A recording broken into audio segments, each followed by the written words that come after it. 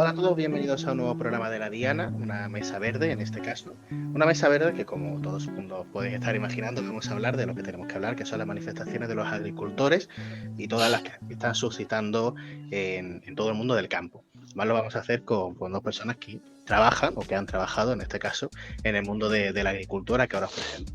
Lo vamos a hacer, como siempre, desde un punto de vista ecologista. No lo vamos a hacer desde un punto de vista neutral, claramente. Están posicionados con el ecologismo todos, por eso están los representantes de organizaciones ecologistas en esta mesa. Y lo hacemos para vislumbrar un nuevo mundo, como siempre intentamos ver en esta mesa, pero en este caso, un nuevo campo que esté mucho más de la mano con el ecologismo y no tanto pues con la especulación como hasta ahora ha estado. Os presento porque hay muchas caras nuevas. Tenemos a Bilbo Basaterra, que continúa en esta mesa de Futuro Vegetal. Bienvenido. Muchísimas gracias, Samuel, por invitarme y al resto por estar por aquí compartiendo el espacio conmigo, que la verdad que yo creo que es un tema jugosete el que tenemos entre manos. No os quiero dejar el tema pasar, que se nos ha ido a la actualidad, pero bueno. Bilbo, al parecer sois terroristas, ¿no? Bueno, terroristas ya éramos desde el verano pasado para la Fiscalía General del Estado. Ahora lo que somos es organización criminal, que a mí es una cosa que, bueno, o sea, que es absurda, ¿no? Obviamente en todos los aspectos. No voy a entrar tampoco mucho porque no es el tema que nos ocupa hoy, pero a mí en concreto, que además junto a otras compañeras me imputan el ser el director de una organización criminal, yo quiero trasladar el mensaje de que yo vivo en una caravana sin agua caliente. Entonces, por favor, Policía Nacional, reconsidere si de verdad yo dirijo algo, porque me lo estoy montando muy mal. Bueno, ya hablaremos algún día de qué es terrorismo para los jueces de este país y qué no. Julio Villar, que viene en representación de Verde Secuo y que es agricultor también. Bienvenido. Hola, muchas gracias. Saludo a todos. Tenemos también a Carmen Molina, que viene en representación de Alianza Verde. Bienvenida, gracias por venir. Gracias por recibirme en vuestro debate. Y Álvaro Pérez, que viene en representación de Friday for Future, que viene, explícalo tú mejor, pues de las protestas de Greta Thunberg, y que bueno, no es la misma organización, pero que va de la mano con ella, ¿verdad? Sí, efectivamente, el movimiento ecologista juvenil que nacía de la acción activista de la joven Greta. Muy joven, muy joven. Yo recuerdo que teníamos prácticamente la misma edad cuando ya surgió, ¿no? Como figura política. Yo estaba en segundo de la ESO. Bueno, programa jugoso con todas las manifestaciones de los agricultores. Vamos a tocar pues, el tema que todo el mundo toca, si son manifestantes de la ultraderecha, si están rozando el terrorismo. Y para ello vamos a hablar con un experto que es Bilbo, que ahora es terrorista según la Fiscalía. Bilbo, esta organización, más allá de la coña, ¿están siendo manifestaciones utilizadas por la ultraderecha para pues, politizar el campo hacia su sector? A ver, yo creo que es una buena pregunta y me parece que se tiende muchas veces a ver el campo como una masa uniforme y eso es un discurso que además suele beneficiar precisamente a los grupos de extrema derecha, ¿no? Porque cuando te venden una imagen del campo desde fuera, y que yo he vivido en el campo, pero he visto la imagen que también, ¿no? Venden a la gente que habita la ciudad. Lo que te venden es que eso es todo el mundo de extrema derecha, todo el mundo es cazador, todo el mundo está apostando a tope por los pesticidas y por secar el suelo, ¿no? A mansalva. Y es cierto que hay una gran parte, ¿no? del campo que entra dentro de estos perfiles. Pero bueno, también hay una parte del campo que a mí me parece que es importante poner en valor, ¿no? Que desde los jornaleros, que son trabajadores en unas condiciones, además, en concreto en el Estado español, bastante precarias, ¿no? Cercanas a la esclavitud. Y esto son palabras del Ministerio de Trabajo, o sea que no creo yo que vayan a acusarme a mí de estar mintiendo en esto. Y luego hay pues también muchísimos proyectos de agroecología, proyectos de agricultura natural, proyectos de permacultura. Hay en el mundo rural gente que es streamer. Quiero decir que el mundo rural es muy diverso también, ¿no? Y hay muchas personas que lo habitan. Entonces a mí no me gusta como hablar nunca jamás del mundo rural como una uniformidad, porque me parece que es pernicioso. Lo que sí que es cierto es que en el concreto caso del Estado español, que tampoco pasa así a nivel europeo necesariamente, estas protestas se han venido animando desde entornos de la pues cercanos, ¿no?, a determinados partidos políticos de extrema derecha y se han intentado pues capitalizar un poco la serie de protestas. ¿Qué es lo que pasa? Pues que como es natural con los ciclos de protesta, uno sabe cómo empiezan pero no saben cómo acaba. Y por suerte hemos visto también muchísimo en los últimos días, quizá también los que estamos más en este mundillo, ¿no?, que otra gente, pero o sea, a lo mejor en Antena 3 no ha salido, pero sí que se han visto muchos vídeos de, pues eso, de personas que estaban protestando en este ciclo de protesta desde el mundo rural y que estaban exigiendo pues poner fin a los tratados de libre comercio, que estaban exigiendo poner trabas a las grandes explotaciones, que se reparta la tierra. Y en ese sentido, quiero hacer además ahora que estoy hablando de repartir tierra, también del caso de Marina Leda, ¿no?, que ahora justo acaban de recibir una sentencia que supone un mazazo porque le abre la posibilidad a la Junta de Andalucía de vender unas tierras que tienen ahora mismo el pueblo en régimen de cooperativa. Entonces, bueno, también por visibilizar, aprovechando un poco que el PSOE va a pasar por Valladolid, esta situación que me parece tremendamente injusta y que precisamente con sus aciertos y sus errores, ¿no?, pues un símbolo del campo andaluz como puede ser Marina Leda, que se encuentre en esta situación tan precaria y que esto no esté abriendo, ¿no?, los telediarios y todo este tipo de situaciones, como sí que lo han hecho cuando interesaba con otros temas, pues me parece que también como que quería aprovechar el espacio para darle visibilidad, ¿no?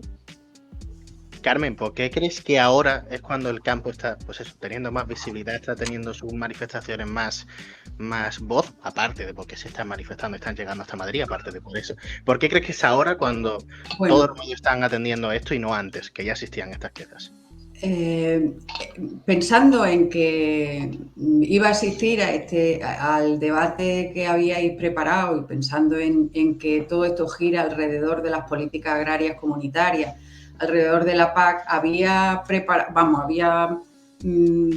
preparado una especie de semblanza histórica muy resumida para que seamos capaces de ver el por qué hemos llegado a donde hemos llegado con la PAC, que nació, o sea, que su la creación, digamos, de las políticas agrarias comunitarias fue en 1962, que se puso en marcha la primera. Y el objetivo era proporcionar a los consumidores alimentos asequibles y a los agricultores que tuvieran una remuneración adecuada. O sea, lo que se fomentó fue la producción. O sea, las ayudas eran a la producción.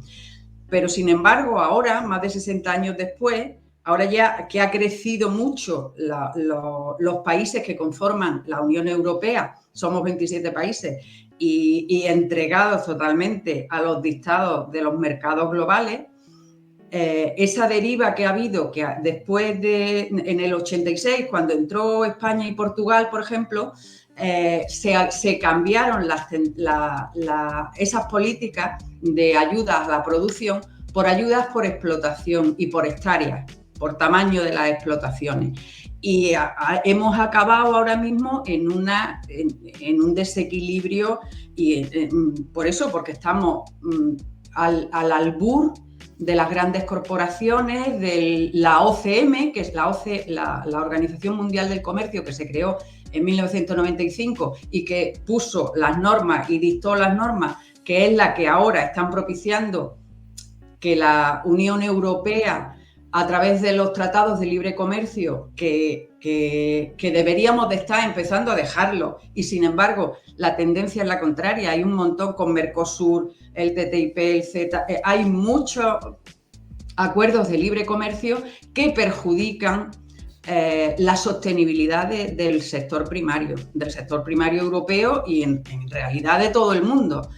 Entonces, lo que yo quería aclarar de la situación, como me acabas de preguntar, que tenemos, es que según el plan estratégico de la PAC para España, 2023-2027, después de haber tenido todas las ayudas, porque las políticas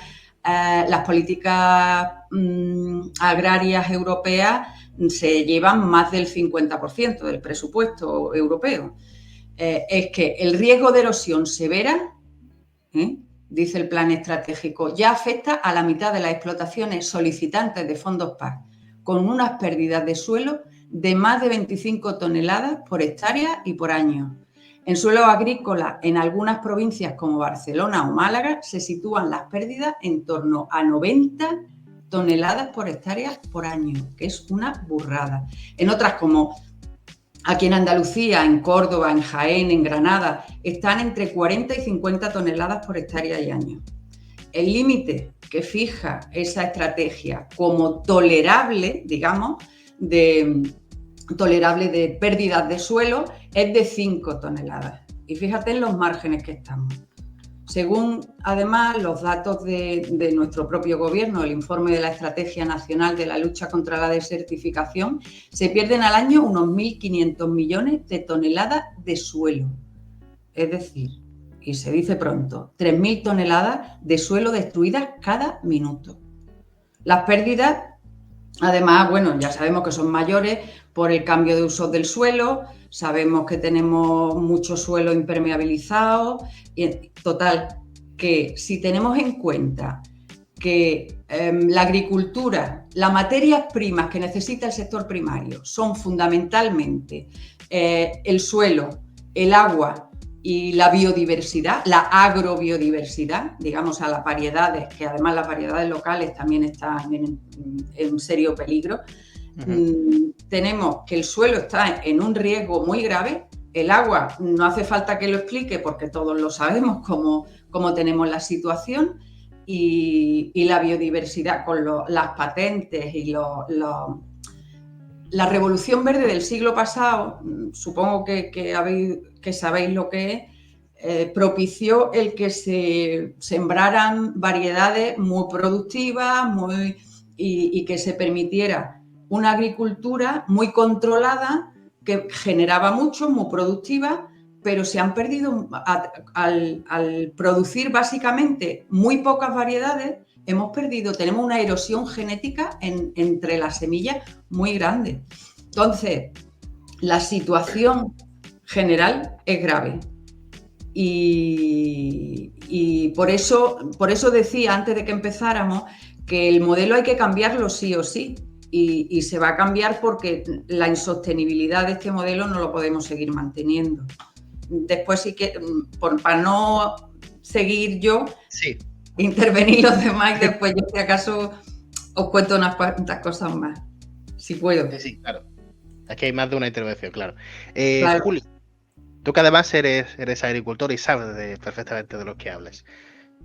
¿Cuáles son los problemas que trae la PAC, concretamente la PAC, la Política Agraria Común, para que no sepa cuáles son las siglas, Agraria Común de la Unión Europea? ¿Cuáles son los problemas que les da la PAC a los agricultores, que os da la PAC a los agricultores? ¿En qué te afecta a ti como agricultor la PAC, para bien y para mal? Pues mira, a mí en concreto la PAC no me afecta ni para bien ni para mal, porque la PAC, tal y como está planteada ahora mismo, para que tú puedas cobrar la PAC, tienes que tener un mínimo de 2 hectáreas. Porque aquí ahora el problema es la distorsión del mensaje que se está trasladando. Y apuntando un poco en la línea que estaba comentando Carmen sobre la PAC, el origen, etcétera, etcétera. Desgraciadamente, la mayor parte de la población lo que no sabe es lo que cobra un agricultor por una hectárea. Y son 109 euros al año, ¿vale? Entonces, a cualquier agricultor, realmente, a un pequeño, incluso a un mediano agricultor, las subvenciones de la PAC no le suponen nada en su cuenta de resultados, absolutamente nada. Todo este lío que se está formando con la PAC, hace ya muchos años que los países del norte de Europa llevan intentando recortar las subvenciones a los países del sur. Aquí en el sur nos echamos las manos a la cabeza, decimos que qué injustos son los europeos del norte con los del sur, no sé qué tal. España lleva percibiendo unas ayudas de la PAC, igual que Portugal, igual que Grecia, Italia, enormes desde hace un montón de años, y no ha habido una transformación en el modelo productivo. Entonces, lógicamente, por el peso que tiene dentro de los presupuestos todos los fondos que se destinan a la agricultura, digamos que es el gran caballo de batalla.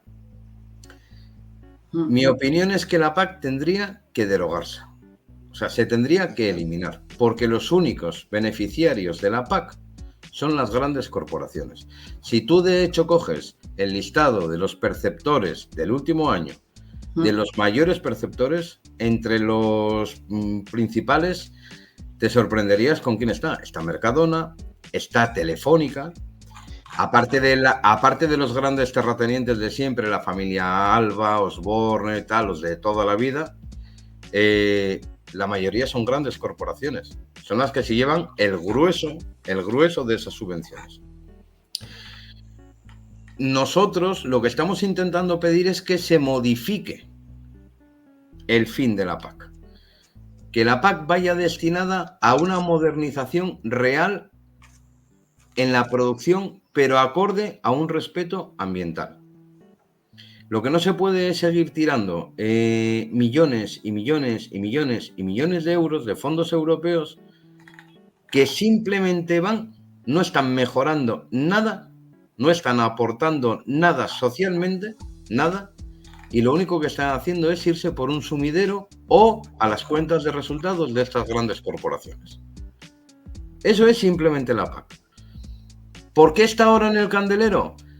Yo tengo mi opinión que dentro de todas estas manifestaciones, compartiendo muchos puntos, y repito lo que decíamos antes, lo que comentábamos antes de empezar, hay muchas reivindicaciones justas y hay otras reivindicaciones que se están quedando atrás, que son base y necesarias para que el modelo productivo agrícola, en concreto español, pueda ser rentable, pueda haber un relevo generacional, que no lo hay, porque lógicamente esta actividad no es rentable para nadie, pero yo creo que se están quedando atrás únicamente porque con todo este tinglao que se está formando, al final, los grandes beneficiados de todo esto no van a ser los agricultores ni los consumidores. Los grandes beneficiados van a volver a ser, sobre todo, la industria agroquímica.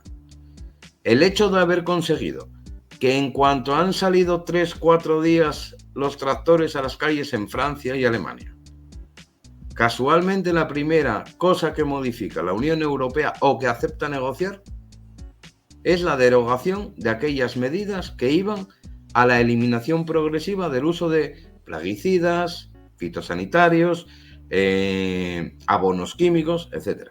Eso es lo primero que se ha logrado echar atrás y sentarse en la mesa a negociar. ¿En qué beneficia al agricultor? Ya no estoy hablando al medio ambiente ni al consumidor. ¿En qué lo beneficia eso? Si sabemos, y todos los agricultores saben, que los suelos están yermos. La inmensa mayoría de los suelos están yermos. Y ¿Yermo significa, para quien no lo sepa? ¿Yermo? Están estériles. Vale. No producen. De hecho, en los invernaderos de Almería tienen un gravísimo problema en estos momentos. Los invernaderos de Almería del Ejido son un claro ejemplo de la situación. Como os decía antes, nosotros, abocados por la situación de falta de agua, estamos intentando transformar parte de nuestras instalaciones en cultivos hidropónicos. En cultivos hidropónicos porque nosotros no nos gusta, no es la agricultura que nos hace felices, pero es la única agricultura que en estos momentos y en esta situación nos va a permitir, como familia campesina, poder sobrevivir produciendo y vendiendo lo que producimos. Un cultivo que sea capaz de salir adelante con el mínimo uso del recurso hídrico, con el mínimo. Pues los invernaderos en Almería se están transformando en hidropónico. ¿Por qué? Porque los empresarios almerienses de repente se han convertido todos en ecologistas y quieren usar el menor agua posible. No, señores. Simplemente porque sus suelos están totalmente bloqueados. Los suelos de la mayor parte de los invernaderos del Ejido tienen tal problema de nitratos que ya las plantas no son capaces de absorber ningún tipo de nutriente. Esos suelos no se pueden cultivar y se están teniendo que ir a cultivar sobre sustratos inertes, fibra de coco, lana de roca, etcétera, no por el uso responsable del agua, porque ellos el agua al final la cogen y la vuelven a tirar a tomar vientos, no tienen una conciencia en ese sentido, simplemente porque no tienen manera de sacar adelante sus producciones. Con esto vuelvo Pero a... es más grave que eso, o sea, porque además no es solamente en los invernaderos de Almería, es todo lo. No, Yo estoy antes he poniendo... dicho lo de los suelos Sí, porque es un problema muy grave no, y no, tiene correcto, muchísimos correcto, sí, suelos. Un estoy de suelo acuerdo. fértil tarda muchos años en formarse. Un Yo suelo estoy de, fértil no es Eso nos fácil pi- de no, no, conseguir. no estoy nos de pisemos, acuerdo. no nos pisemos. Yo estoy de acuerdo y ponía el ejemplo de los invernaderos de Almería porque es que es un ejemplo muy visual de lo que está pasando con esa problemática del suelo. Esto lo quería enlazar al tema de la PAC. La PAC, los fondos europeos, se llamen PAC o se cambien el nombre, deberían de ir destinados a lograr que la agricultura fuera el primer elemento de respeto y de protección del medio ambiente, pero sobre todo del suelo. Porque para un agricultor su materia prima y su herramienta principal no son los tractores, no es el gasoil, no son las semillas, no es el agua siquiera, es el suelo. Si tú no tienes un buen suelo, yo cuando alguien viene a hacer un taller a nuestras instalaciones, siempre les digo lo mismo, todo el mundo viene con la prisa de querer poner una semilla y que de repente tenga una planta. No, tu primer objetivo es lograr un suelo fértil. Y como decía Carmen, un suelo fértil de manera natural se tarda muchísimos años en lograr. A día de hoy, como decía Pepe Esquinas, tenemos los medios técnicos para que eso de una manera responsable y respetuosa se logre adelantar en el tiempo. Hoy tenemos el conocimiento para tener suelos fértiles y productivos de manera natural en muy poco tiempo.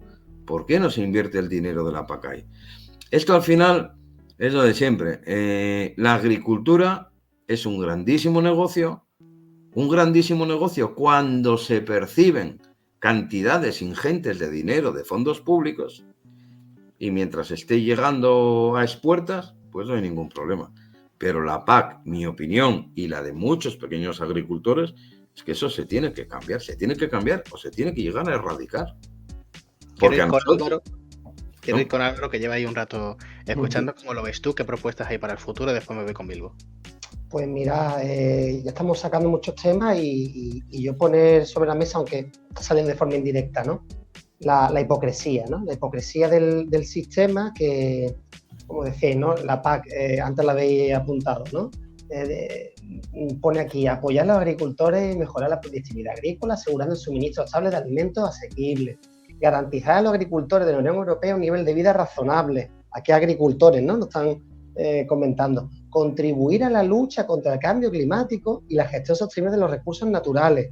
O sea, un elemento fundamental, conservar los paisajes de las zonas rurales de toda la Unión Europea, mantener viva la economía rural. Claro, elementos muy bonitos, pero a la hora de la verdad, ¿no? Eso, si hay que derogar algún elemento que choca contra esto siga, ¿no? La máquina siga produciendo, pues se quita, ¿no? Porque, mira, la realidad es en la que tenemos que asumir que el mundo tiene un límite. Tenemos que asumirlo y que cualquier sector, incluido evidentemente el agrícola, tiene unos límites.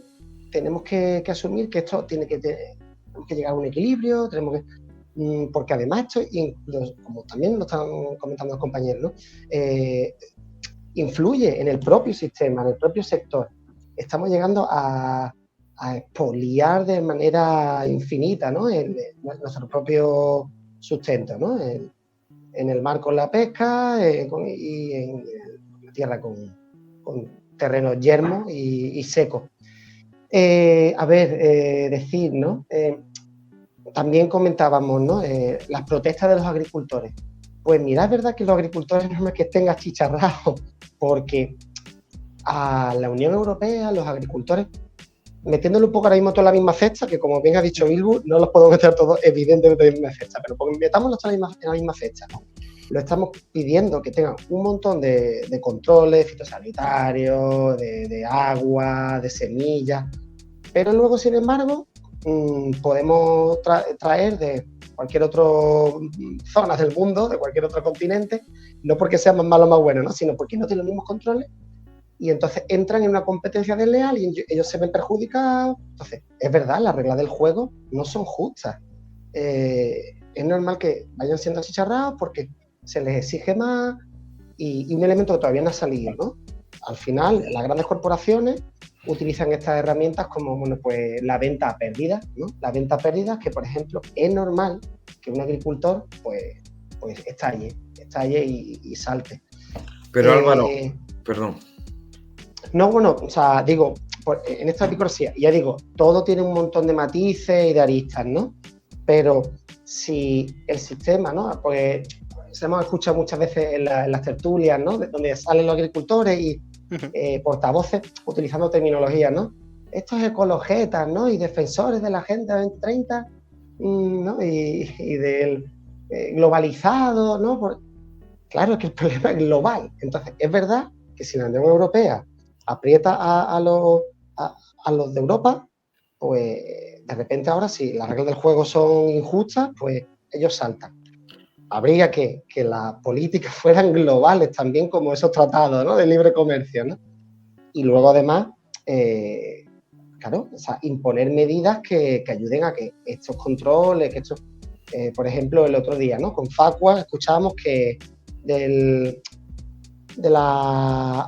las multas que imponían al sector, ¿no? Relacionado con la venta agraria y demás, casi ninguna iba en esta línea de la venta a pérdida y además eran ridículas. Entonces, claro, si además las leyes te las pasa por el forro y como también estábamos diciendo, las grandes corporaciones, una multa, creo que 3.300 euros, creo que al final la multa es asumible porque las ganancias son mucho mayores.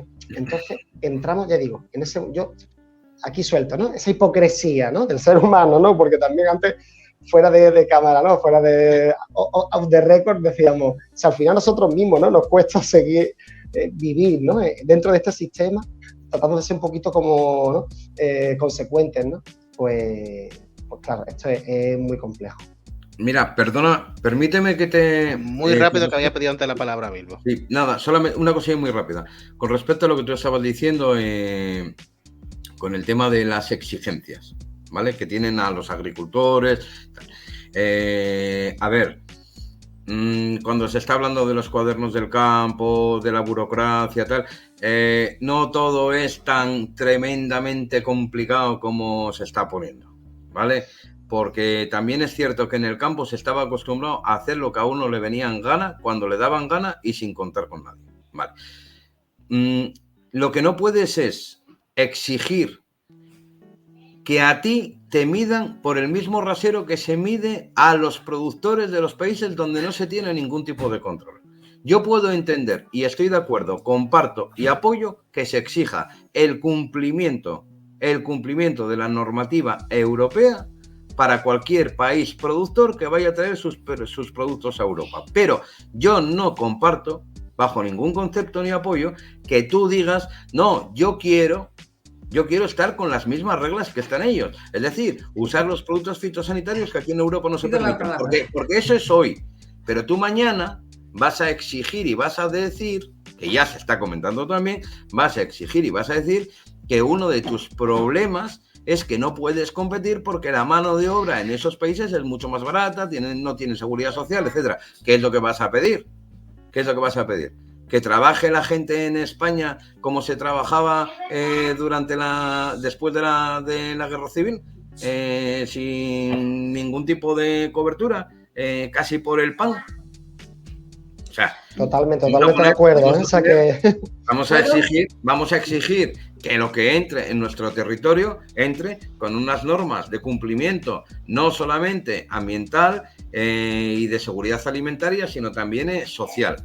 Pero no exijamos, que hemos avanzado mucho y ha sido muy grande la pelea, no exijamos ahora rebajar aquello que hemos conseguido. Este es mi pequeño agricultor que acaba de llegar. En ese sentido, lo que está diciendo Julio, que tiene mucha razón. Carmen, un momento, que voy a sacar el tema y que va de la mano. Y por eso es que iba al hilo de eso. Sí, al hilo de eso quería yo sacar, que más lo habéis comentado, los tratados de libre comercio, que algunos habéis apuntado a restringirlos o directamente eliminarlos, porque pues eso permite lo que comentaba antes Julio, que haya pues países del extranjero que compitan con mayores facilidades con otros productos sin esa regulación y sin poder exigirle esa regulación.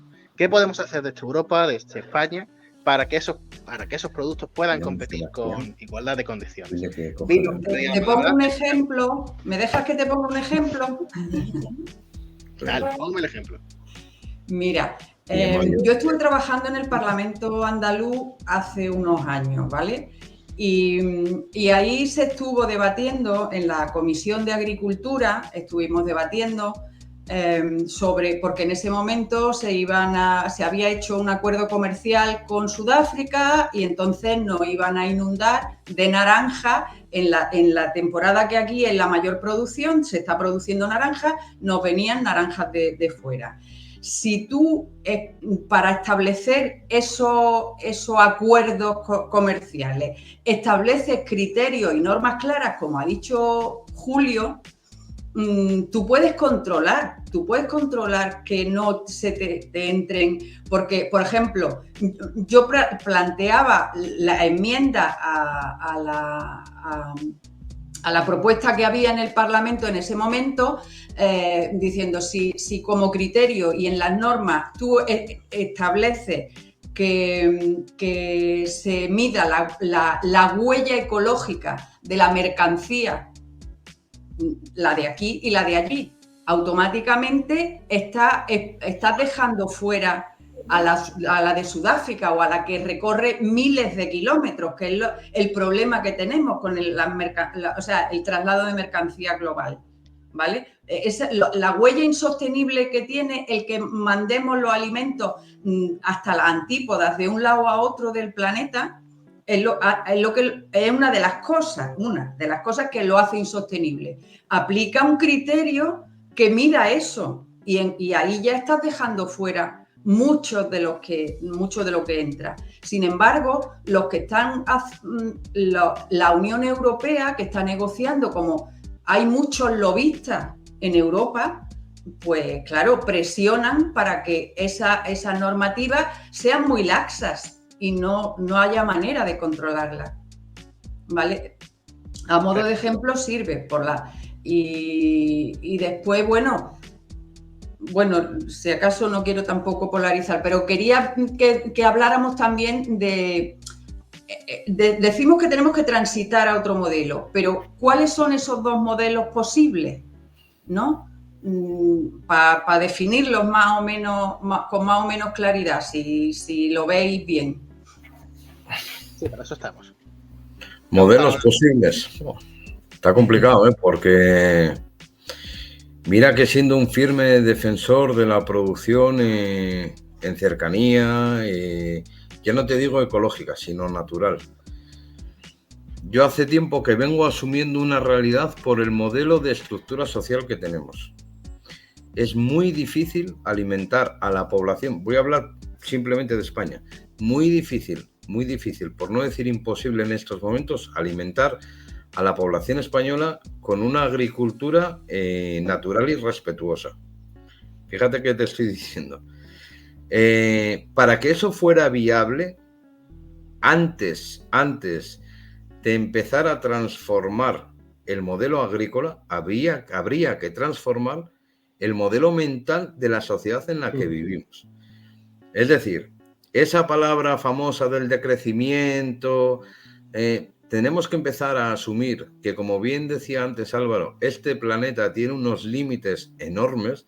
Hemos crecido y al final en esta sociedad cómoda occidental que creíamos o seguimos creyendo que el alimento está ahí y va a estar siempre, todavía no nos hemos dado cuenta que podemos dejar de tenerlo.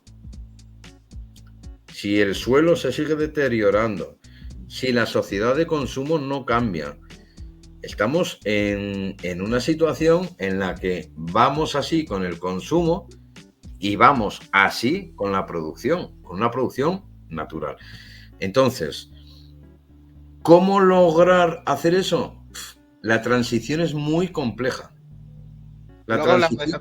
Luego hablamos de esa transición. Vamos a seguir analizando esta parte y luego hablamos de esa transición, que es lo más importante, que estamos para eso. No, yo a lo que me refería era al modelo, que es que claro, el modelo...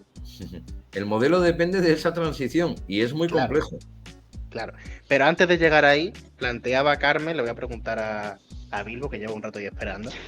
Planteábamos el tema del libre comercio. ¿Se puede prohibir que los alimentos de X país que no cumplan con la normativa entren en España? Responde a la pregunta y ya comenta por lo que quieres comentar antes. Y después le doy la palabra a Álvaro, que me levanta la mano. Vale, pues a ver, como el Estado español en sí mismo hace ya mucho que perdió cualquier tipo de soberanía, ¿no? Al menos en lo que se refiere al comercio internacional, en tanto que entró la Unión Europea y ahora decide la Unión Europea como organismo supranacional sobre este tipo de asuntos.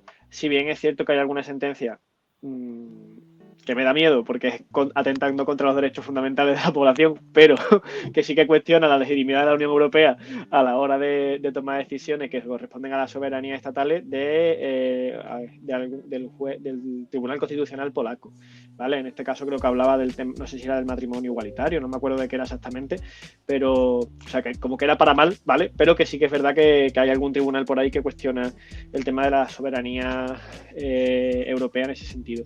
Y se podría, entiendo, dado también el caso de que el Tribunal Constitucional pues, del Estado español cuestionase la legitimidad de la Unión Europea para decidir si entra o no entra ciertos alimentos en el territorio o ciertas producciones deslocalizadas, ¿no? A mí, no obstante, sí que creo que hay que hacer una matización de lo que estábamos comentando, y es que en algún momento se ha hablado de que entre de un país extranjero y este tipo de cosas. Y la cuestión aquí yo no creo que sea tan importante de hablar de países, sino como hablar de corporaciones que producen en el extranjero y ya está, porque en muchas ocasiones son propias empresas españolas que producen en Marruecos, por ejemplo, y lo que hacen simplemente es buscar dónde está el trabajador más precarizado y explotarlo allí y así fomentar, ¿no?, este flujo de capitales horroroso. Entonces creo que también, como por hablar con un poco más de propiedad, porque muchas veces se entiende como que si prohibimos que vengan exportaciones de Marruecos mismo, la sociedad en Marruecos se cae, y no, simplemente va a haber algún tipo de terrateniente por allí que va a ganar menos, y la gente que está allí sobreviviendo como puede va a seguir sobreviviendo como puede, igual que sobrevivimos como podemos nosotras cuando hay una crisis económica y nos buscamos las papas, ¿no? Que al final el pueblo siempre tiene que buscarse un poco pues la movida por este lado.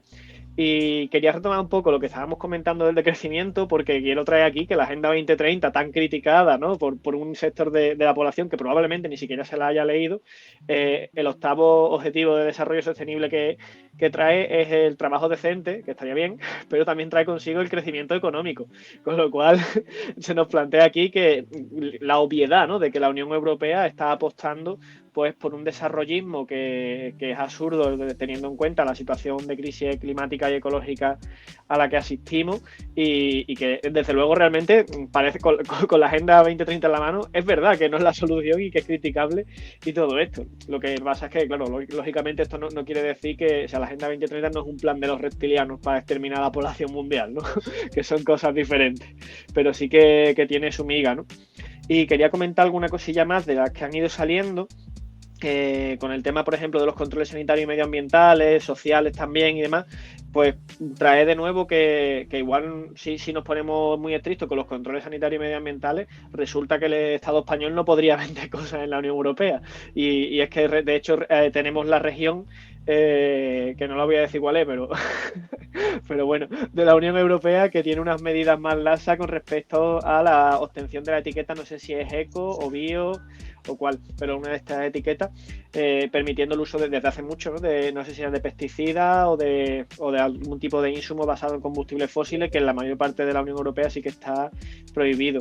También trae aquí el tema de la pérdida de semillas, ¿no?, porque creo que es importante, que, por ejemplo, como estaba comentando Julio, ¿no?, del tema del cultivo hidropónico como una solución a la falta de agua, pero también creo que es importante pues rescatar esas semillas que se estaban plantando en el campo andaluz históricamente y que quedaron totalmente sustituidas para tener aceitunas más gordas, para tener garbanzos más gordos y más vendibles, los tomates más rojitos y redondos y todo este tipo de cosas que al final la vegetación que ha crecido aquí de forma más o menos natural, obviamente, ¿no? Con ese impulso del ser humano, pero de forma más o menos resiliente, la hemos perdido totalmente, y en muchos casos incluso apostando por organismos genéticamente modificados que nos hace más dependientes de grandes grupos empresariales, que estos sí que son totalmente grandes grupos empresariales extranjeros como Monsanto o Bayer, y que bueno, que eso sí que me parece a mí totalmente, ¿no? Pues un error.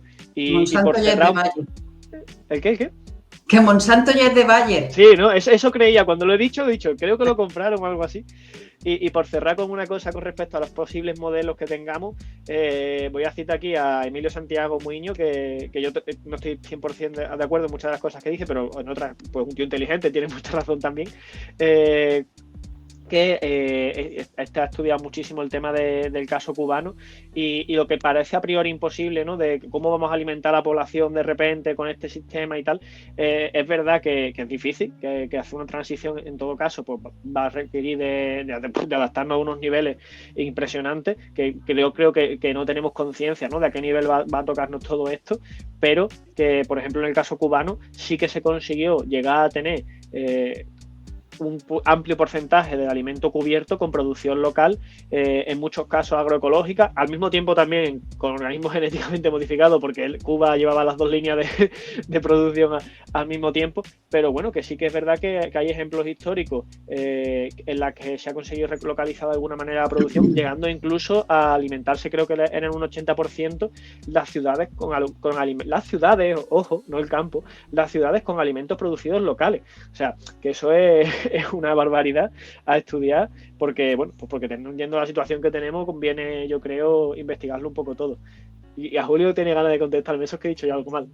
No. Sí, pero antes Álvaro, Venga, y abrimos muy y rápido, cerramos. muy rápido. Sí, un pedía momento, las dos primero por... Un momento que te voy a perdón. Contigo cerramos este bloque y abrimos el bloque de Agenda 2030, que lo ha mencionado antes Bilbo, esa agenda de los reptilianos, que para eso es fundamental hacer la lucha cultural y hacer básicamente un cambio, como comentaba antes Julio, en la mentalidad de la sociedad. Y también, pues esa es una parte de la pregunta que le lanzo a todo el mundo: ¿cómo hacemos ese cambio? ¿Cómo hacemos que la gente que ahora puede llegar a consumir 3 cantidades de X producto, o que se pueda llegar aquí en Andalucía a comer aceite mansalva, cómo la gente puede decir, no, ahora pues voy a tener que consumir un poquito menos porque nos estamos cargando el planeta? Esas son las preguntas, y al analizar la Agenda 2030 y cómo está funcionando, pero le dejo a Álvaro que cierre lo que tenía antes apuntado. Pero mira, perfecto, porque iba a enlazar con esto, ¿no? Primero, bueno, subrayar de nuevo, ¿no? Y además me gusta mucho la puntualización de Bilbo, ¿no? Que quizás, incluso, fijaros, ¿no? Las palabras nos confunden y ya de repente creamos unos pequeños discursos de odio, ¿no? Respecto a los países de fuera, ¿no? Los países de fuera de la Unión Europea, y es verdad. O sea, al final es eso, ¿no? Los modelos de producción, que muchas veces son ¿no? Con sede en España, ¿no? Con sede en nuestros terrenos, que fuera pues van produciendo, ya digo, aprovechándose de las dificultades y de las situaciones que hay en otros países. Bueno, eso sería otro tema, ¿no? Pero influidos por nuestras políticas y la historia. Pero sí que es cierto que iba en esa línea, ¿no? De que el rasero se ajuste por arriba, no por abajo, ¿no? Como Julio decía. Y además, bueno, pues al final tenemos que velar por nosotros el concepto este, bueno, nosotros desde Friday y todos vuestros colectivos y todos nosotros, ¿no? Abogamos por la justicia ecosocial, ¿no? O sea, que nadie se quede atrás. O sea, la dignidad de la persona en cualquier sitio de donde esté, sus condiciones laborales, sus condiciones vitales. Entonces, claro, todo esto está de la mano. Entonces, bueno, pues que las reglas del juego sean justas, sostenibles, ecológicas, no es porque lo que queramos decir a nosotros o lo quiera decir quien sea, ¿no? Sino porque, como hemos ya luego repetido, el planeta tiene sus límites y si no, pues estamos abogados al fracaso, ¿no?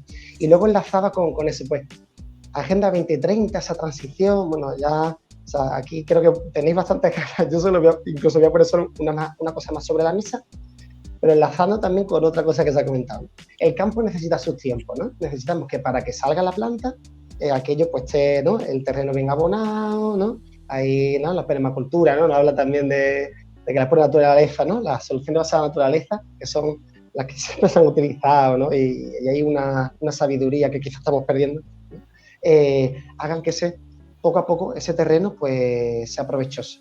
Bueno, pues la educación va a ser un elemento fundamental. La educación es un elemento que nos va a ayudar a que las generaciones, sobre todo las que nosotros focalizamos, ¿no? Los jóvenes, los niños, vayan esto entendiéndolo, porque yo, por ejemplo, no sabía que el tomate era de temporada. Yo pensaba que tomate había todo el año. Fíjate, esto lo descubrí yo hace 2 años y medio, ¿vale? Y ya terminé la universidad, ¿vale? Entonces, cosas como estas, ¿no? Claro, el camino ese es muy lento, evidentemente. Entonces hay que, paralelamente, hay que ir con el mazo dando, ¿no? A Dios rogando con el mazo dando. Pero pongo sobre la mesa eso, ¿no? Y subrayando que no solo educa el colegio, los institutos, la universidad, no solo educa la familia, sino que educan los medios de comunicación, las redes sociales, toda la maquinaria del marketing. Y termino con esto. Una compañera mía de la universidad que estudiaba marketing, lo primero que le dijeron el primer día de clase fue: señor, nosotros estamos aquí para crearle necesidades a la gente que realmente no tiene. Entonces, cuando me dijo eso, dije, madre mía, ¿qué estamos haciendo? Y eso es la universidad. O sea, tendremos ya necesidades, el ser humano tendrá necesidades para crearle necesidades superfluas, estúpidas, que van ¿no? poniendo, ¿qué voy a decir?, una soga sobre el cuello, y además psicológicamente unas presiones a los jóvenes, que tengo que ver el móvil, que tengo no sé qué, no sé cuánto, y que, como decíamos antes, ¿no? La maquinaria de que siga produciendo, que siga gastando, que siga quemando. Entonces, bueno, pues educación, ¿no? Pero bueno, esto es otro melón que habría que abrir. Efectivamente. Y en esa educación tendremos que poner los medios un poquito de nuestra parte. Julio, que me pedía antes la palabra. Coméntanos. Y yo... Y después Carmen. Es todo enlazado tanto con lo que decía Bilbo como con lo que acaba de decir Álvaro. Y lo que yo os comentaba antes de la transición. O sea, la transición va precisamente en base a todo esto, a 1, educación, a 2, a que seamos capaces de entender que hay que decrecer y que hay que consumir menos, y lo que yo le quería apuntar a Bilbo con el tema de Cuba es precisamente que allí fue posible hacer eso porque la mentalidad no es la mentalidad de la sociedad capitalista y consumista que nosotros tenemos aquí. Que no estoy haciendo una defensa del sistema cubano, ¿vale? Para que no empecemos, que esto es igual que lo de Marinaleda, es muy complicado a veces de defender. A lo que yo quiero ir es que en Cuba eso fue posible porque la gente, las necesidades que ese marketing no te crea, eran menores de las que tenemos en nuestra sociedad actual.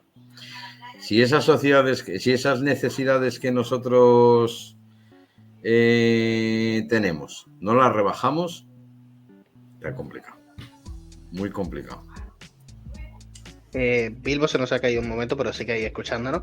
Carmen, sí. Coméntanos. Yo quería comentaros, en respecto a la intervención de Bilbo, que me ha parecido muy interesante y tenía toda la razón. Bueno, y Álvaro también con la educación, eso es básico también, y lo de la manipulación. No, me refería, él ha hablado de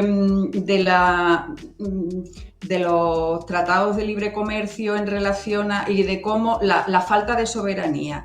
Antes os comenté en la primera intervención, me parece, que en 1995 se creó la OCM, la Organización Mundial del Comercio, y eso al final, lo mismo que otros muchos organismos, lo mismo que el Banco Mundial y lo mismo que otros organismos internacionales que de pronto de creación, o sea, que no tienen ningún control ciudadano y sin embargo toman decisiones fundamentales en base a los mercados globales que no dependen de los países, porque él dice que no son tratados entre países, que son las grandes corporaciones. Efectivamente, que son, ahí esas reglas las ponen las grandes corporaciones, y hay una supuesta Organización Mundial del Comercio que solamente se rige por cuestiones de mercado capitalistas que no tienen que ver con la soberanía alimentaria de los países ni nada. Entonces, eso... porque después, por otro lado, lo que decía de las semillas también, y lo de Monsanto y Bayer y tal, es que, y eso desgraciadamente yo creo que ha habido una deriva en la Unión Europea desde que se crearon las políticas agrarias y tal, una deriva muy, digamos, muy neoconservadora, en el sentido de mercantilizarlo todo, liberalizar los mercados, mercantilizarlo todo, y todo y lo de las patentes de semillas, que es que se reglamentó no hace mucho en la Unión Europea, y una semilla no es un invento, no es un artefacto que se haya inventado el ser humano, es un ser vivo, es un ser vivo. Entonces hay determinadas cuestiones que en ese tránsito que tenemos que hacer de modelo hay que romper, como por ejemplo eso, lo de la semilla, lo de Monsanto, lo de que tengan el control con los OGM, con los organismos modificados genéticamente, con todo esto, que controlan grandes mercados y que son costosísimos y que tienen ahogado al sector primario en muchos sentidos. Eso es una de las cosas que hay que romper para transitar al modelo que necesitamos. Vale, estamos analizando la Agenda 2030. Si alguien quiere pues incorporar algún matiz a todo lo que ha dicho los compañeros sobre la Agenda 2030, todo lo que tenga que ver con ese nuevo modelo, lo guardamos, que hay un pequeño bloque al final para eso, ¿vale? Cualquier análisis sobre la Agenda 2030 para quitar o dar la razón a los agricultores que la están criticando, vamos con ello. Vivo, me levanta la mano. Ahí. Sí, yo no tanto por quitarle la razón, ¿no? Sino como más bien por hablar un poco de la implementación, ¿no? De la Agenda 2030, de los ODS y de todo este tipo de cuestiones. Y es que a mí me resulta muy llamativo porque, por ejemplo, tuvimos, o sea, como toda la financiación pública que debería de ser de estar orientada a estas transiciones energéticas, a estas transiciones ecosociales, a estas transiciones de los sistemas agroalimentarios, en última instancia se están destinando precisamente a las mismas industrias que nos han puesto la situación en la que estamos, ¿no? Y es que está muy bien que tú saques la Agenda 2030 con una serie de objetivos, que si quitamos el del tema del crecimiento económico tampoco están tan mal, pero si tú al final este dinero que viene de aquí, que viene, por ejemplo, con los fondos Next Generation, ¿no? de la Unión Europea para salir del COVID y de la crisis del COVID y estas cuestiones, y que vamos a pagar, que no son unos fondos subvención y ya está, sino que es como una especie de préstamo a 50 años, al final se le está dando a Volkswagen para que haga coches eléctricos, a Iberdrola para que destroce tierras de cultivo, con la falta que nos hacen en un estado que tiene problemas de sequía crónica y de deterioro del suelo a unos niveles que a mí me quitan el sueño a veces. Se están poniendo, pues eso, allí macroparques solares, macroparques eólicos que la población rechaza. Y en fin, bueno, esto es un continuo, ¿no? Con todo este tipo de subvención que se está dando. No se está yendo hacia los ODS, ni siquiera hacia los ODS con los que podríamos estar de acuerdo. Simplemente se está alimentando más al monstruo, dándole una chapa una mano de chapa y pintura verde, y se acabó, ¿no? Yo lo digo mucho, que el Ministerio de Transición Ecológica, y desde el colectivo también se dice bastante, es simplemente una agencia de greenwashing a nivel institucional y bajo el poder del Estado, y se acabó, ¿no? Porque realmente si estuviésemos viendo que, o sea, cuando tú coges los ODS o la Agenda 2030, quitándole el crecimiento, vamos a olvidarnos de ese continuamente, realmente lo que estaríamos viendo sería una cosa con la que podríamos estar más o menos de acuerdo la mayoría. Estamos hablando de acabar con el hambre, estamos hablando de cooperación internacional, estamos hablando de un montón de cosas que a priori gustan. Entonces, es como curioso que al final el dinero público solamente vaya para el tema del crecimiento económico, que todo lo demás se obvie de forma rastrera, y perdón que se me cae la cámara, y que de hecho al final creo que nos lleva un poco a preguntarnos el por qué, ¿no? Y yo, sinceramente, a nivel personal, ya no a nivel como colectivo, la explicación más razonable que le veo es que se están obviando el resto de ODS, porque eso supone que la población gane en soberanía popular. Si de repente nosotras somos capaces de gestionar lo que comemos, cómo lo comemos y de quién lo compramos, si es que lo tenemos que comprar y no vivimos en otro régimen, pues difícilmente vamos a ser capaces de organizarnos para plantar cara realmente al poder de estas grandes corporaciones, ¿no? Quiero decir, si no tenemos esa capacidad de decidir cómo comemos y demás. Entonces, claro, pues eso explica, creo que bastante el porqué ciertas decisiones a nivel público y Y también nos sitúa a la población en una posición de, creo yo, tener que decir basta, de tener que decir no, mira, esto no puede seguir así. Entonces protestas sí, pero con cabeza, ¿no? Julio me pedía antes la palabra. Mira, estábamos hablando de la Agenda 2030 y de las protestas de los agricultores, porque es una de las principales pancartas que ves en la mayor parte de los tractores colgadas. La Agenda 2030, no sé qué más tal. Tú le preguntas al 95% o al 99% de los agricultores que por qué están diciendo que no a la Agenda 2030 y no lo saben. Porque no conocen la Agenda 2030. No conocen los objetivos de desarrollo sostenible, no saben absolutamente nada. Es una de esas cosas que el fascismo, y lo vamos a decir así de claro, utiliza para movilizar a las personas que están en una situación de penuria y cabreadas. Se podía haber usado otra cosa, se ha utilizado la Agenda 2030. Ya se utiliza para todo. Y ahora, con los agricultores, parece que es el gran mal y la ruina de todas las personas que están viviendo en el campo. Pero yo te puedo decir, de manera fehaciente y con conocimiento de causa, yo todos los días tomo un café a las 6 de la mañana con muchos agricultores de esta zona. A cuenta de todas estas movilizaciones y de plantear cuáles son tus argumentos para no apoyar estas movilizaciones, sobre todo y principalmente, ya no estoy de acuerdo con las convocadas, por ejemplo, por Asaja, COAG, UPA. Yo soy afiliado de Asaja. Una cosa extraña para mi ideología y mi filosofía, pero estoy afiliado en Asaja. Porque Asaja, para quien no lo sepa, ¿qué representa? A los grandes tenedores de tierra, a los grandes agricultores, a los grandes productores de monocultivo. Básicamente esa es, yo te puedo hablar de mi caso personal, para ayudarme a tramitar hace años mi alta en el régimen agrario. Se volvieron locos. Eso de que alguien produjera alimentos para llevarlos directamente a un consumidor final, o sea, ni siquiera la propia Hacienda era capaz de encajarme porque yo quería hacer las cosas legalmente, ni Asaja, ¿vale? Bueno, el caso es, Asaja tiene unas reivindicaciones, se ha tenido, igual que las otras grandes asociaciones agrarias, se han tenido que subir al carro en los WhatsApp internos, en los grupos que hay. Ellos mismos lo reconocían. O sea, nos tenemos que subir porque nos estamos quedando fuera. Nos está pasando el carro por delante de los bueyes. Esa teórica movilización espontánea no es tan espontánea ni nada por el estilo. O sea, es un caldo de cultivo que se lleva cocinando mucho tiempo, muchísimo tiempo, y lo han utilizado quien lo ha utilizado.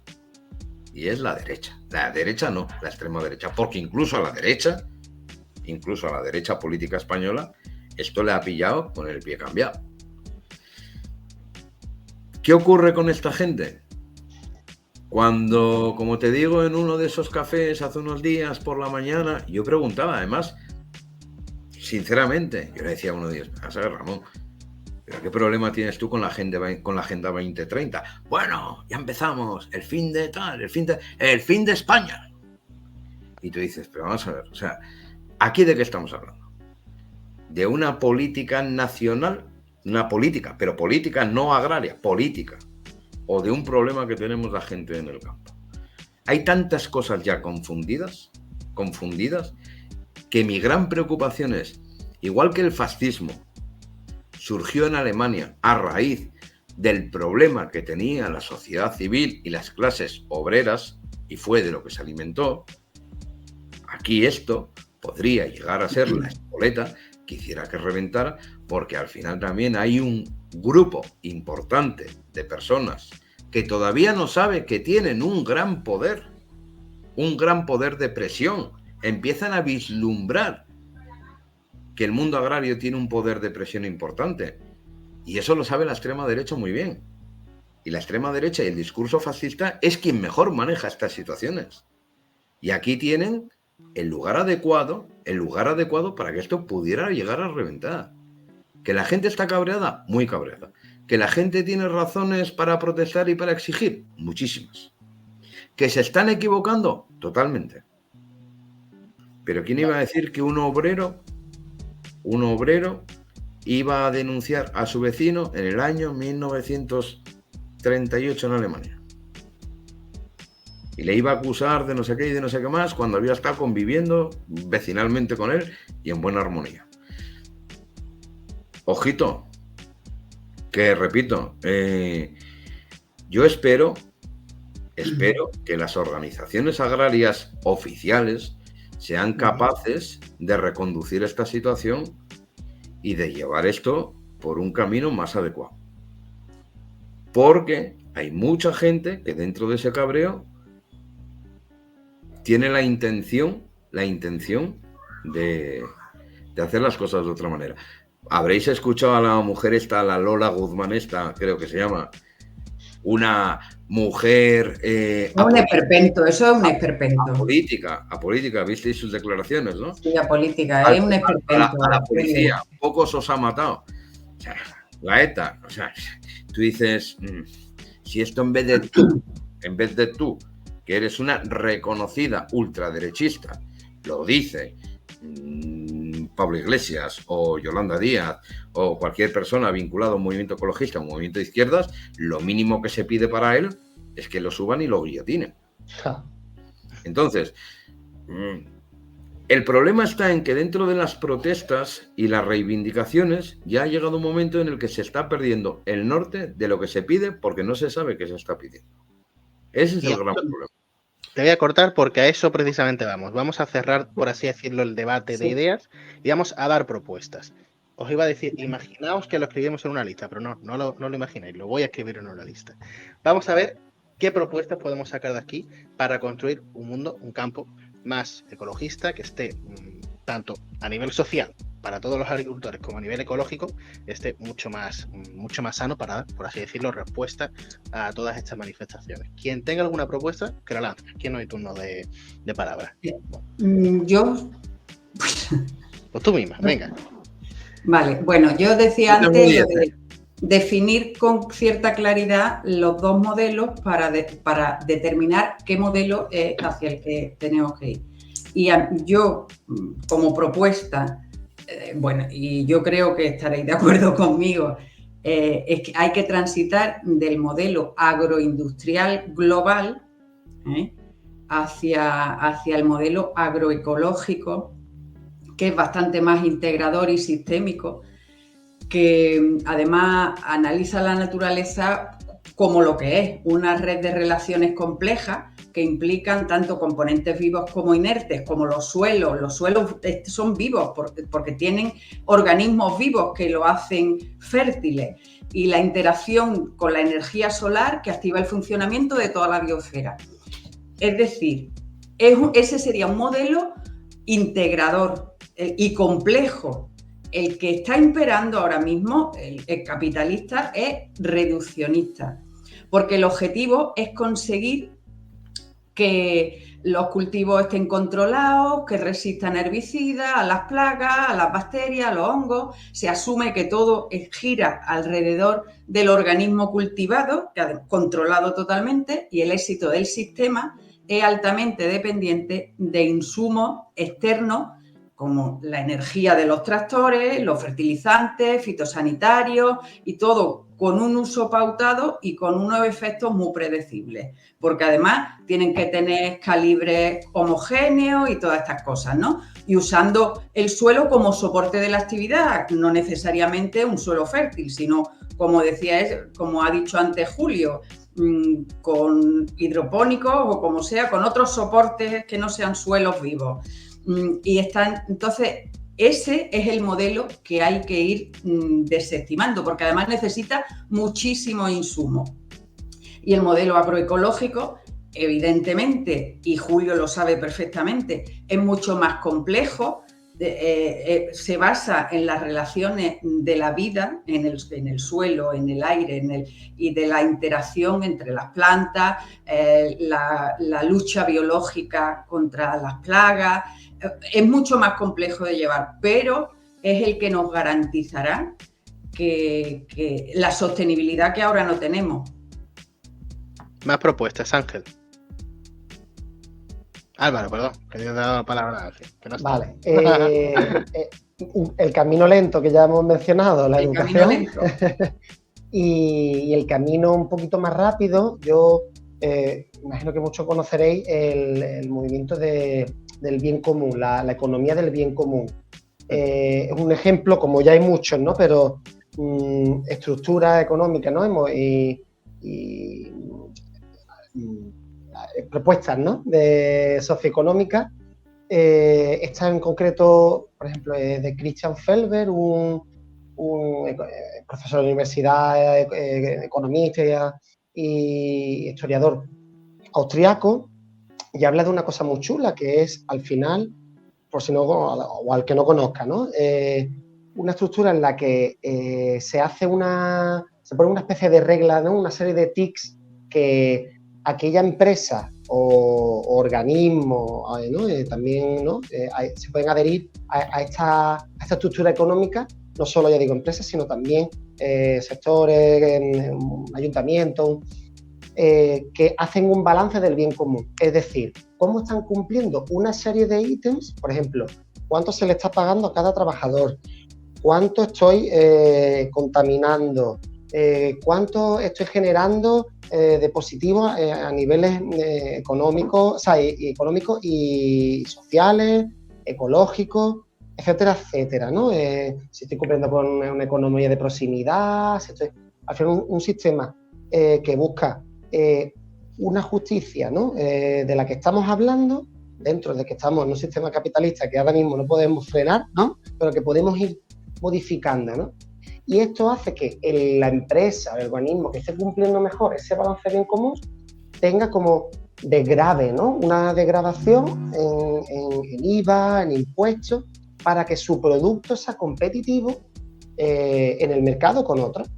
Entonces, porque ahora mismo, como decía Julio, no es muy difícil que ahora, con lo lento que es la agricultura natural, ¿no? Que ni siquiera sería sostenible, natural, ¿no? Lo encarecido que supone ese sistema, claro, competir con un sistema de los que ya tenemos es imposible, ¿no? Entonces, este sistema hace primero eso, ¿no? Poner en valor y facilitar que un producto pueda competir en el mercado con otro, ¿no? Y entonces ya el consumidor es el que elige, oye, ¿qué valor le doy a lo que, ¿no? En donde estoy emitiendo mi dinero? Y por otro, además, que ya digo, que está indirectamente o muy directamente favoreciendo, pues, estructuras y relaciones positivas, dignas, sostenibles, ecologistas. Entonces ahí lo dejo, el sistema de la economía del bien común. Bilbo, más propuestas. A mí lo que estaba comentando ahora de la economía del bien común me recuerda mucho, pero como en un contexto muy diferente, ¿no? Al montón de Kropotkin. Yo os recomiendo mucho que leáis a Kropotkin. A mí me me muchísimo encanta. la cabeza, ¿verdad? Es una maravilla. Entonces yo lo recomiendo. Y yo Margulis. también. Y Margulis, que dice lo mismo que Kropotkin. Pues sí. Al final mucha gente tiende a decir lo mismo en distintas épocas y en distintos contextos, porque como que volvemos todas a lo que es más a lo que es más lógico, ¿no? Y en última instancia, y así con lo que yo quería decir, y en última instancia lo que es más lógico es que no cada persona individual, sino cada comunidad gestione en común los bienes que necesita para sobrevivir y para garantizar que todo el mundo tenga los mismos derechos, ¿no? Y que la sociedad marche bien y sana. Y en ese sentido, yo lo que le propondría, o sea, tengo como dos propuestas, ¿no? Por un lado, ¿qué pueden hacer las instituciones? Entonces yo creo que las instituciones tendrían que hacer una cosa que llevamos pendiente desde hace mucho, que es sacarnos del feudalismo.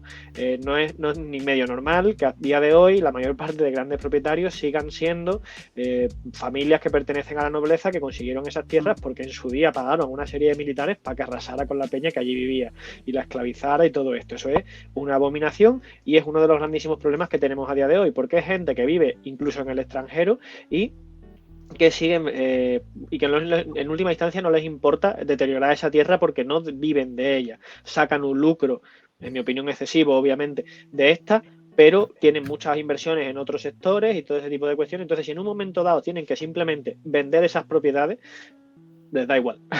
A quien fastidian es a la gente que habita el territorio y eso es y es la gente que debe de tener la titularidad de estos campos y demás. Por otra parte, con respecto al tema, o sea, bueno, y como mínimo creo que lo que deberían de hacer sería dejar de subvencionar a empresas ecocidas, a empresas terricidas, ¿no? Como dicen en Navia Yala, que quizá me parezca más adecuado el término. Y bueno, que creo que lo mínimo que es exigible es eso, ¿no?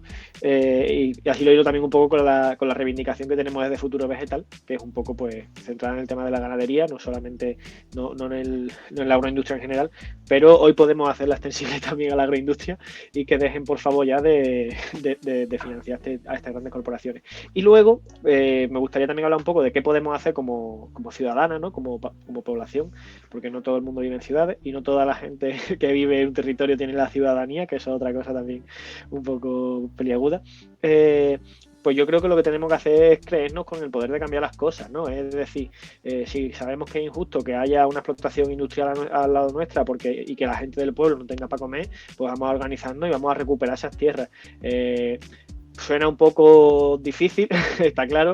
Está claro que este tipo de prácticas tienen un sacrificio alto. Estoy pensando en la gente del SAT, que en su día también ocupa unas tierras y que llevan no sé cuántos años de procedimientos judiciales y todo este tipo de cosas. A día de hoy siguen ocupando esas tierras y siguen viviendo de ellas, o sea que es posible.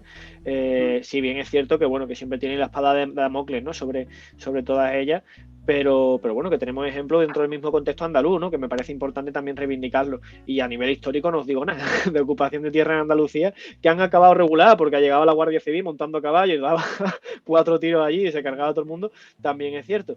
Pero bueno, que también creo que es importante recuperar esa parte de la historia, de ese orgullo de los andaluces que se levantan, ¿no? Como dice el himno, y piden tierra y libertad. Yo creo que eso es importante y que la población de Andalucía y de todo el mundo se lo tiene que volver a creer, ¿no? Que somos capaces de organizarnos y pedir, y no solamente pedir tierra y libertad, sino tomarla porque nos corresponde como seres humanos, ¿no? Como seres que habitan en este territorio, tenemos derecho a la vida y eso implica tener derecho también a ponerle fin a las barbaridades que hacen gobiernos, instituciones y por supuesto las corporaciones, ¿no?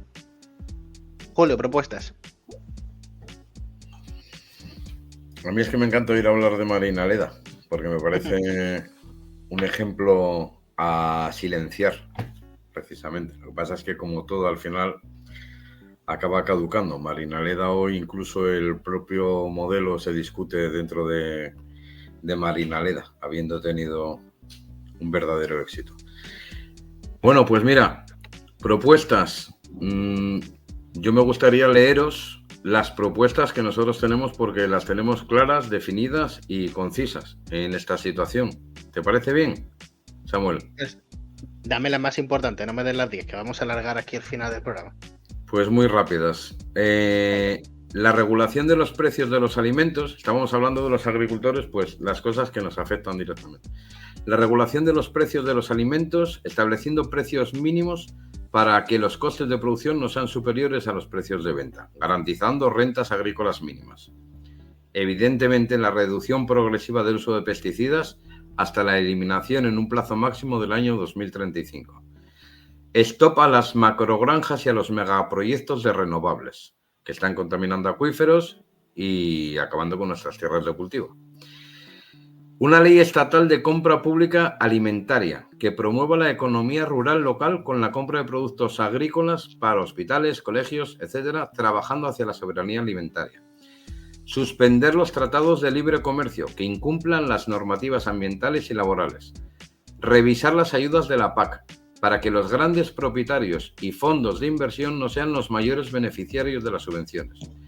Medidas directas de apoyo a la ganadería extensiva, que cuida los montes y ofrece alimentos de calidad. La ley de sequía, que regule y priorice el uso del agua para los cultivos de valor social y ambiental. La promoción del consumo local saludable y de calidad, con medidas que favorezcan la transformación, comercialización y consumo de cercanía. Y la última, medidas de apoyo para una transición agroecológica que permita a los agricultores y ganaderos adaptarnos a las consecuencias del cambio climático. Creo que esto de alguna forma resume lo que aquí estábamos hablando y es un manifiesto que estamos intentando sacar adelante los compañeros de la Asociación Agroecológica Estiércol, de Cuevas del Becerro y nosotros. A este manifiesto se podría adherir y sumar sin ningún problema cualquier agricultor que a día de hoy esté produciendo, porque no hay nada de esto que vaya en contra suya y que sea lesivo para sus intereses. Nada. Al contrario, a medio y a largo plazo les va a beneficiar. ¿Habría que hacer una transición? Por supuesto que la habría que hacer, pero aquí el gran problema vuelve a ser el que hemos hablado. Tú, Bilbo, acabas de poner el foco en los terratenientes. Fíjate que yo ni siquiera en los terratenientes. A día de hoy echo de menos a los terratenientes. Porque al final un terrateniente, un noble, por mucha rabia que yo les pueda tener, un terrateniente, un noble, cuidaba de las tierras porque era el legado que le iba... Sí, bueno, fíjate el contexto en el que te lo voy a poner. Era el legado que le iba a dejar a las generaciones venideras. Hoy la mayor parte de las tierras son propiedad de fondos de inversión, de gente que ve la tierra única y exclusivamente como una máquina de hacer dinero a corto plazo. Esa es la diferencia de visión entre el terrateniente antiguo y el fondo de inversión que hoy gestiona las tierras. El terrateniente, bueno, pues al final... Mira, de lo malo quería, de lo malo vamos a discrepar en algo, que estábamos de acuerdo siempre en todo. Yo en eso discrepo, Julio. Pero es que hoy, Carmen, mira, nosotros aquí lo tenemos y lo vivimos en carne propia en Alhaurín de la Torre. Todos los acuíferos están prácticamente secos. Los pozos ¿En el Alhaurín de la Torre nada más? No, pero yo te estoy hablando de lo mío porque es el sitio donde nosotros conocemos. Los pozos de la zona del Romeral se han secado, prácticamente todos. Y eso es debido a la sobreexplotación de los cultivos de tropicales, monocultivos en extensivo. Y todas esas grandes extensiones son propiedad de grandes empresas de fondos. Son propiedad de grandes tenedores, pero eso no valida a los terratenientes. No. Entiende el contexto. Vamos, si a mí mi abuelo revolucionario del año 34 en Asturias me escucha decir esto, probablemente me dé con una gorra en la cabeza, que tú conoces mi historia con el carbón, que la hablamos mucho tiempo porque mi abuelo era minero. Jamás defenderé un terrateniente. Lo que estoy diciendo, lo que decía es que casi he hecho la figura del terrateniente de menos con respecto a lo que hoy nos encontramos con los fondos buitres. Si nos quitamos los dos, mejor. No nos enredemos en este debate, hablemos de propuestas para mejorar la situación tanto del campo como de la economía en sí. ¿Alguien tiene alguna propuesta más, claro? Es que básicamente, la componente social yo antes cuando he dicho lo de transitar de un modelo a otro modelo, la verdad es que solo he planteado la forma de producir, pero después a eso hay que añadirle en el modelo agroecológico la componente social, que la ha añadido Bilbo perfectamente, y Álvaro con lo del bien común. Entonces, esa componente social tiene que ver con apoyar al pequeño agricultor, que es el que además, hay estudios, informes que dicen que ¿quién puede alimentar al mundo? No son las grandes corporaciones que utilizan los alimentos como mercancía, sino los pequeños agricultores que en el sur global y en otros muchos sitios son los que mantienen, y lo que pasa es que cada vez lo tienen más difícil porque esos fondos buitres van arrasando con todo y no les no les permiten la soberanía alimentaria. Pero para tener soberanía alimentaria necesitamos a los pequeños agricultores produciendo de otra manera y no dependientes de combustibles fósiles, de producción de tractores y maquinaria pesada grande, de fitosanitarios, nitratos y todas las demás cosas. Eso hay que ir dejándolo porque cada vez hay menos y las materias primas para producir tractores y demás cosas hay que ir dejándolo. Pero hay que cuidar al pequeño agricultor, que el que al final cuida el suelo, la tierra, no derrocha el agua como los grandes tenedores y cuida los acuíferos y la naturaleza para mantener para que podamos sobrevivir, vamos. Pero es que como... Le iba a dar la palabra a Bilbo, que me ha levantado la mano. Perdón. Muy rápido los dos, que nos tenemos que ir ya.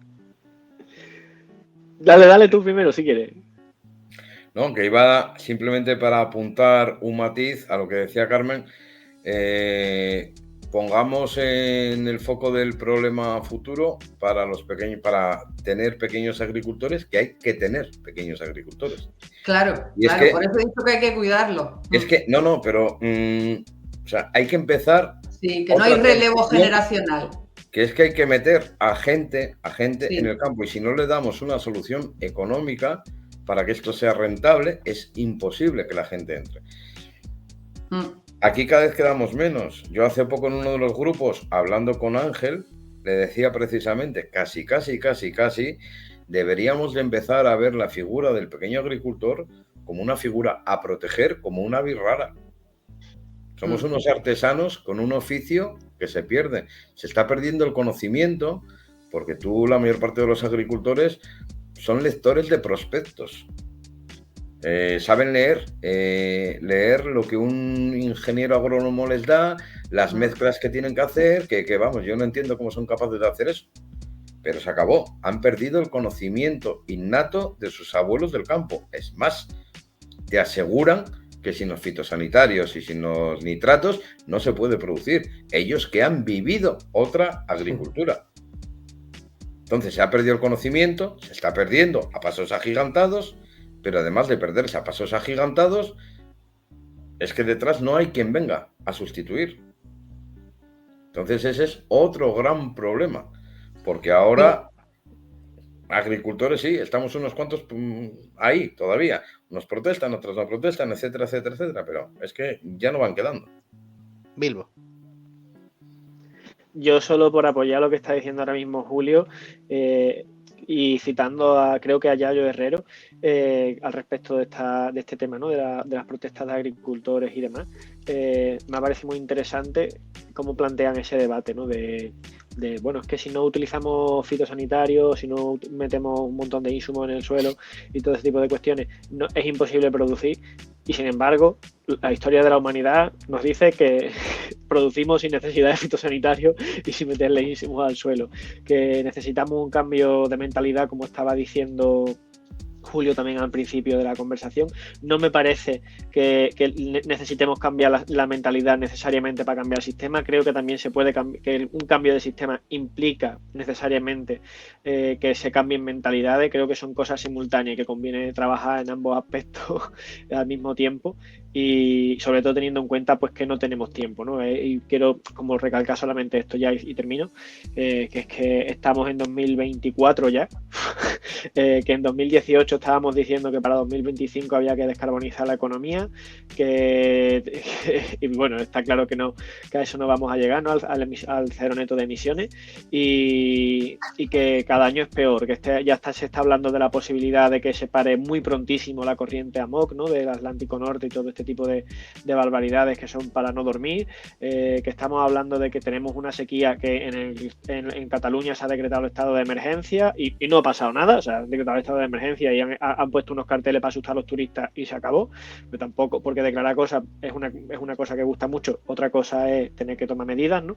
Y en última instancia, pues que estamos ya sufriendo, ¿no? Las consecuencias de la crisis climática, de la crisis ecológica, de este gran cambio al que estamos asistiendo, y que, bueno, que adaptarse o morir nunca había tenido más peso que en este momento histórico que tenemos. Así que nada, anima a todas las personas que estén escuchando el programa a que luchemos donde podamos, como creamos conveniente, pero que luchemos, porque es una deuda que tenemos para con las personas que han luchado antes que nosotras, para con la gente que está viviendo ahora mismo en este momento histórico, y sobre todo para las generaciones que vendrán después, ¿no? Álvaro, me pedías la palabra, te voy a pedir mucha brevedad, porque aparte de planetas como nosotros también, que no tenemos tiempo. Muy breve. Pues súper rápido, porque creo que le hemos dicho también antes de empezar el programa que estamos hablando, y creo que debe mencionarse las redes de consumo, ¿no? Pues responsables, conscientes, sostenibles, ¿no? Aquí hemos hablado de Mercaético, del que participamos, ¿no? Julio creo que participa como agricultor y algunos como consumidores. Luego, elementos como herramientas, como las monedas sociales, que son muy interesantes. Algarabía en Transición ha trabajado mucho eso en nuestra zona de Málaga. Y por último, que también no lo hemos mencionado, simplemente mencionar elementos. Participación ciudadana, ¿no? Aquí hemos dicho, ¿no? La fuerza que tenemos como ciudadanos, como humanos, ¿no? Como seres humanos, mujeres y hombres de este planeta, creernos de nuevo que el asociacionismo, el fortalecimiento de las redes, de las comunidades, de los colectivos, tiene un poder innegable. Como hemos dicho, ¿no? Antes también se ha mencionado, ¿no? Que los agricultores tienen una fuerza de presión grande. ¿Qué presión no podríamos hacer las comunidades unidas y velando por el bien de cada uno, ¿no? Ese bien común, ¿no? Pero tenemos que ser responsables y pensar los unos en los otros. Samuel, déjame decirte solamente una cosa que dijo Pepe Esquinas. 5 segundos. Dale. Convirtamos los carros de la compra en carros de combate y seamos los colibrís que intentan apagar un fuego en el bosque y el elefante llega y le pregunta: ¿qué haces? ¿Estás loco? Dice: lo que me toca. Eso es lo que nos toca. Pues con esa a mí frase... Pepe Esquinas me dijo también una cosa, no hace ya tiempo, y que tenía relación con la PAC, y decía: si cambiásemos el nombre de política agraria comunitaria por política agroalimentarias, cambiaría totalmente el foco. Pues con Esquinas nos vamos. Muchas gracias por venir a los 5. Os emplazo a otra ocasión, y a todos los que nos veis, nos vemos la semana que viene con un programa con la mesa malagueña que ya os iremos contando más. Gracias a todos y nos vemos en otro programa. Saludos. Muchas gracias a todos. Hasta luego. Adiós. Hasta luego. La Diana, con Samuel Saborido. Podcast producido por La Nueva Málaga y emitido en YouTube, eBooks y Spotify.